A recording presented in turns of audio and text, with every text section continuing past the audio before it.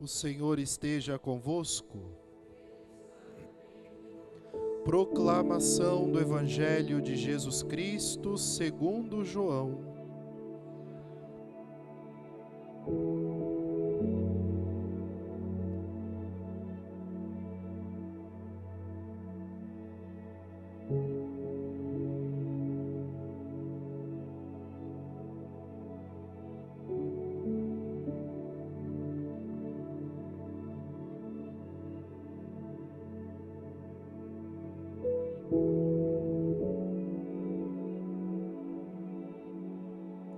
Deus amou tanto o mundo que deu o seu Filho unigênito, para que não morra todo o que nele crer, mas tenha a vida eterna. De fato, Deus não enviou o seu Filho ao mundo para condenar o mundo, mas para que o mundo seja salvo por ele. Quem nele crê não é condenado, mas quem não crê já está condenado, porque não acreditou no nome do Filho unigênito. Palavra da salvação. Podem sentar, irmãos e irmãs.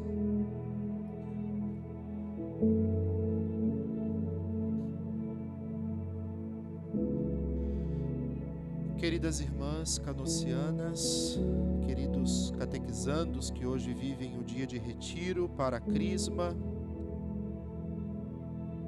amado povo de Deus, o Padre gostaria de começar essa partilha dando ao seu coração a certeza de que você vive a realidade de uma igreja que não é meramente humana, mas é uma instituição de fato divina e que tem fundamento naquilo que faz e também tem fundamento naquilo que celebra.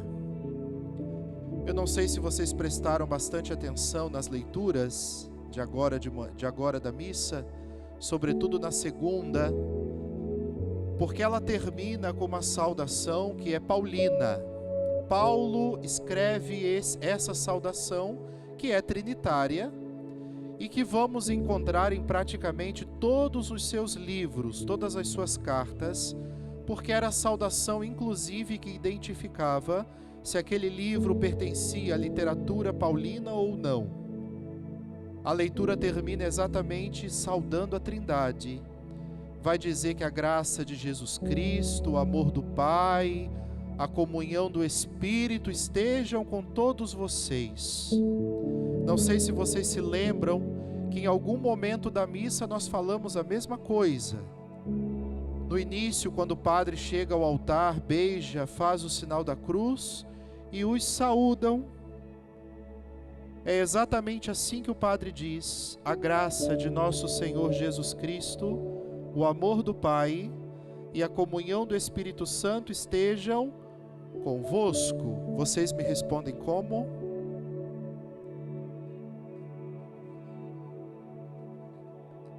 Dá para melhorar, né, católico? Vocês sabem que é isso que responde, né? Bendito. E nós passamos simplesmente 4 refrões do Salmo falando isso. Bendizendo a Deus por tudo que Ele é. Por que o padre está falando, quer começar a nossa conversa dessa maneira?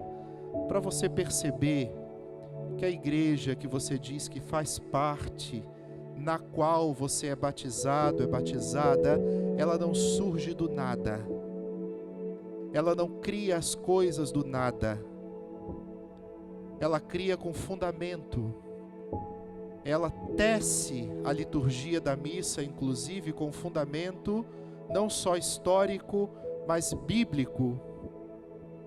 Por isso é uma coisa tão séria, e você, católico, tem a graça de viver isso na sua vida, na sua história, na sua fé. Você faz parte de uma igreja que tem fundamento bíblico acima de qualquer coisa. Então, tenha orgulho de ser católico. Hoje está na moda, né? É lindo ser católico, a gente posta, né? Nos eventos que a gente participa. Mas eu iria um pouco além, um pouco mais profundo nessa afirmação ou nessa exclamação. Eu tenho orgulho de fazer parte de uma igreja que é bíblica, que tem fundamento bíblico. Amém? Muito bem, nós estamos celebrando a solenidade da Santíssima Trindade e, como todas as outras solenidades, o padre vai te questionar por quê. É fato de que todos os anos celebramos também essa solenidade logo após Pentecostes. Entre Pentecostes e Corpus Christi já é de praxe, já é calendário litúrgico isso. Mas a gente fica naquela, celebramos Pentecostes, celebramos a Ascensão do Senhor, e naquelas ocasiões o padre dizia: o que isso tem a ver com a minha vida? Porque nós podemos muito bem repetir aquilo que nós ouvimos na catequese sobre Santíssima Trindade. É um só Deus e três pessoas distintas. Não são três deuses, é um Deus só, manifestado em três pessoas distintas. Ok, está certíssimo. Inclusive isso vai ser repetido no prefácio da oração eucarística, já foi dito na oração de coleta e vai voltar no pós-comunhão também, para lembrar que o dogma da Santíssima Trindade diz isso. É um só Deus em três pessoas distintas. Amém. A doutrina está na ponta da língua. Mas o que isso tem a ver com a minha vida, padre? O que isso tem a ver comigo quando eu estou no trânsito, indo para o trabalho, quando eu estou fazendo uma viagem? O que isso tem a ver quando eu estou na fila da padaria, quando eu estou numa cafeteria tomando café ou num restaurante? O que isso tem a ver quando eu estou no meu trabalho, no meu ambiente de trabalho? O que isso tem a ver quando eu estou fazendo minha caminhada? O que isso tem a ver com a minha vida? É isso que a gente precisa entender, meu irmão, minha irmã. Senão vai ser mais um ano celebrando essa solenidade, repetindo o que já foi dito, e isso não vai fazer nada na nossa vida. Em primeiro lugar, nós vamos subir com Moisés ao Monte Horebe. O Senhor pede que Moisés deixe um pouquinho o povo que veio com ele caminhando do Egito. Não chegou na terra prometida ainda, está quase. Mas o Senhor o convoca, diz: Moisés, sobe aqui um cadinho, que a gente precisa ter um tete-a-tete aqui. Moisés pega as tábuas da lei e sobe no Monte Horebe. E lá no Monte Horebe, no auge da conversa, Moisés, com muita coragem, com muito destemor, quando Deus passa, ele diz: Senhor, espera um pouquinho. Eu preciso te pedir uma coisa. Não deixa de dar atenção ao seu povo. Não abandone o seu povo. E isso está expresso nas palavras que o autor do Êxodo escreve, porque na oração de Moisés, o autor escreve que Moisés disse a Deus: Senhor, caminha conosco. Toma-nos como tua propriedade. Em outras palavras, Senhor, nós não queremos ter outro Deus cuidando de nós. Nós não queremos ter um outro Deus cuidando da nossa história, da nossa vida, porque nós precisamos dos seus cuidados, ó Deus. Nós precisamos da sua graça. Nós precisamos da sua misericórdia e nós precisamos da sua providência.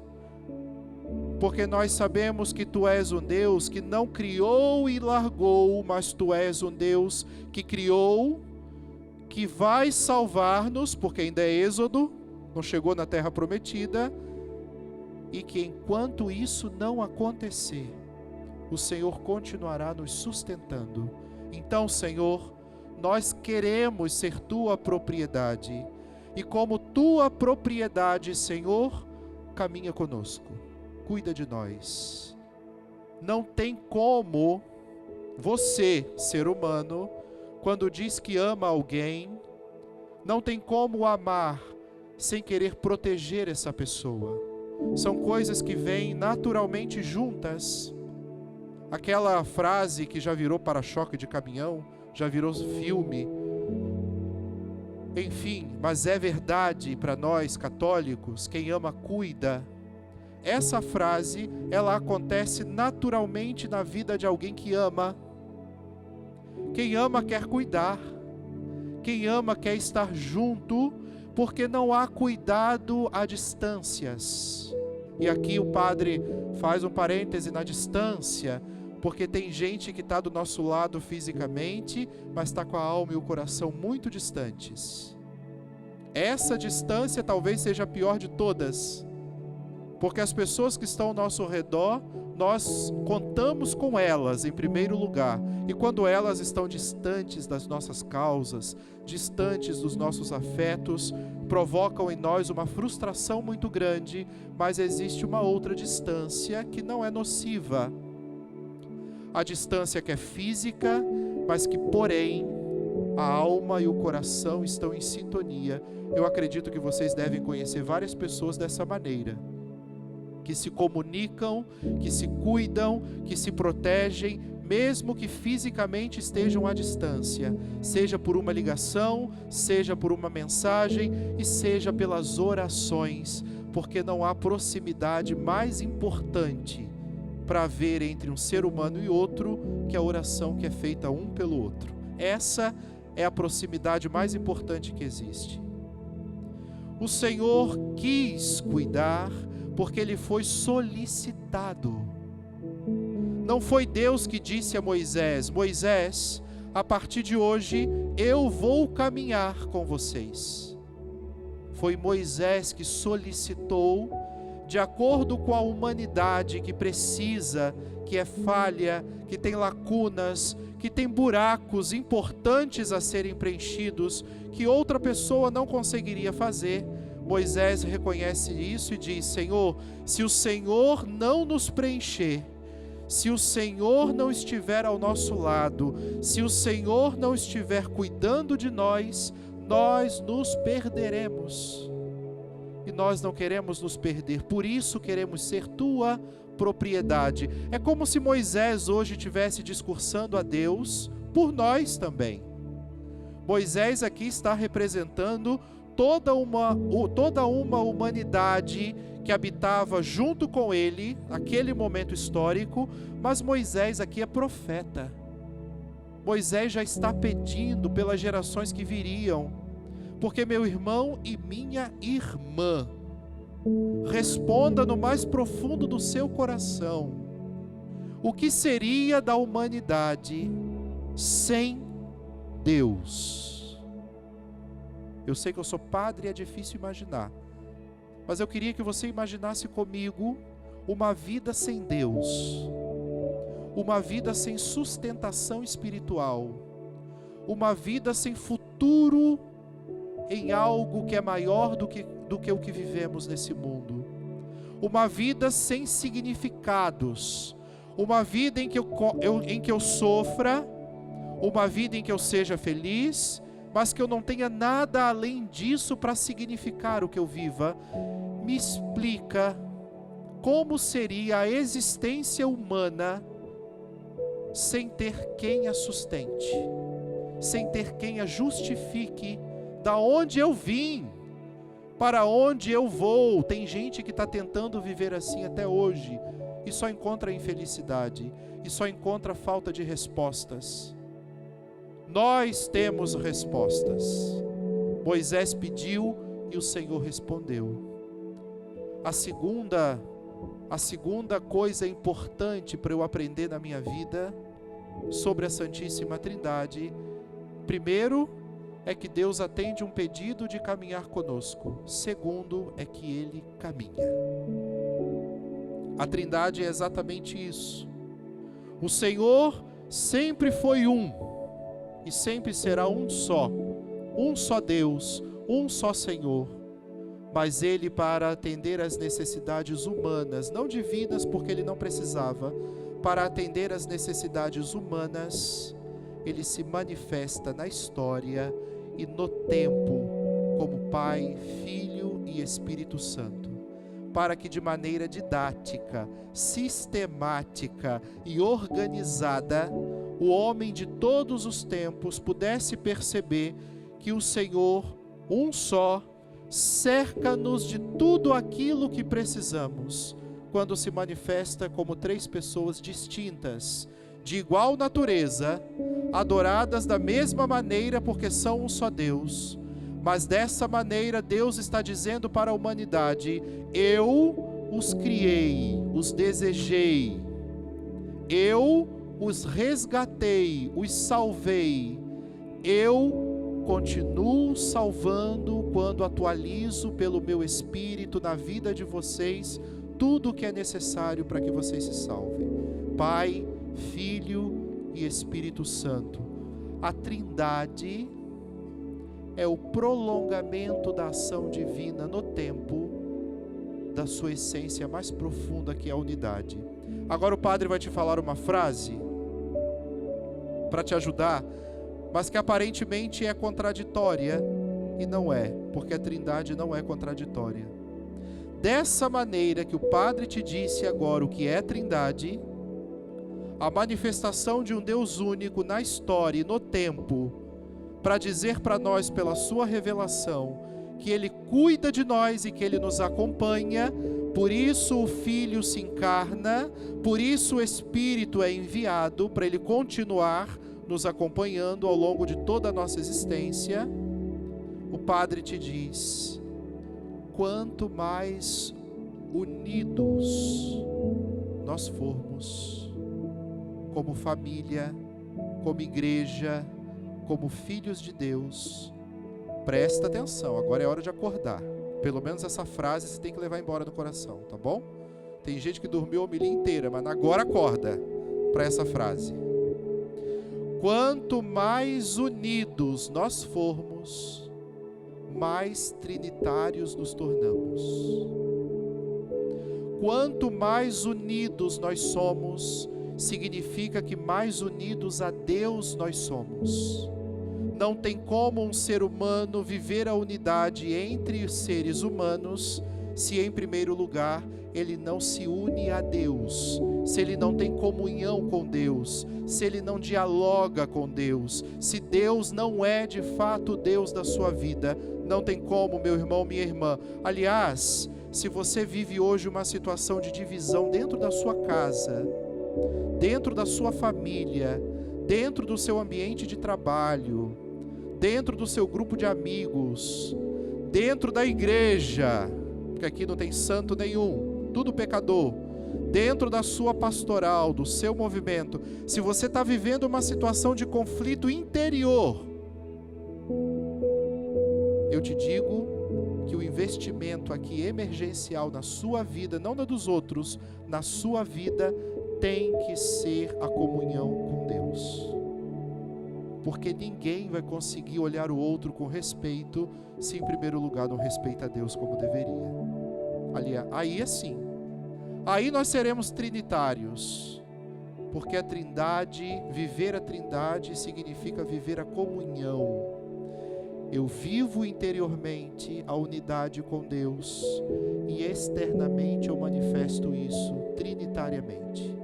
Em outras palavras, aquele que agrega, aquele que comunga das intenções dos outros, aquele que inclui, aquele que escuta, aquele que abraça, aquele que acolhe, aquele que gasta tempo com o próximo, esse é trinitário, porque antes de tudo está em unidade com Deus. Agora, aquele que divide, aquele que desagrega, aquele que faz briga, intriga, fofoca, disse-me-disse, causa o estardalhaço, aonde quer que esteja, esse não é trinitário e, portanto, não está em comunhão com Deus. São duas coisas bem opostas para a gente aprender na nossa vida. Então, Padre, o que a Trindade tem a ver com a minha vida quando eu estou percorrendo as ruas do meu bairro? Tem tudo a ver com você, irmão. Eu e você somos obras da Trindade. A igreja é obra da Trindade. Tudo é obra da Santíssima Trindade. Dela viemos, por ela somos sustentados e para ela voltaremos. É para o seio da Trindade que caminhamos um dia de volta. Por isso, quando você estiver em qualquer lugar por onde andar, quem está te sustentando é a Santíssima Trindade. Nunca se esqueça disso. Não é à toa que na igreja não começamos e encerramos nada sem o sinal da cruz. E com o sinal da cruz nós proclamamos que nós pertencemos à Trindade, recuperando o que Moisés diz lá no Êxodo. Em nome do Pai, do Filho e do Espírito Santo, é o que Moisés está pedindo. Somos tua propriedade, Senhor. Aceita-nos. Não sei se você sabia que liturgicamente o significado do sinal da cruz é esse. Na igreja nós sempre fazemos o sinal da cruz e falamos em nome do Pai, do Filho e do Espírito Santo, porque nós estamos reconhecendo que somos obra da Trindade e que a ela pertencemos. Somos tua propriedade. É o que Moisés diz no Êxodo, milênios antes de Jesus, e hoje, milênios depois de Jesus, nós continuamos fazendo. Essa é a tua igreja. Ame-a muito, porque ela é a profeta que hoje nós temos para ser ouvida. Maria, nossa mãe, mãe da Trindade, junto com São José, intercedam sempre por nós. Louvado seja nosso Senhor Jesus Cristo.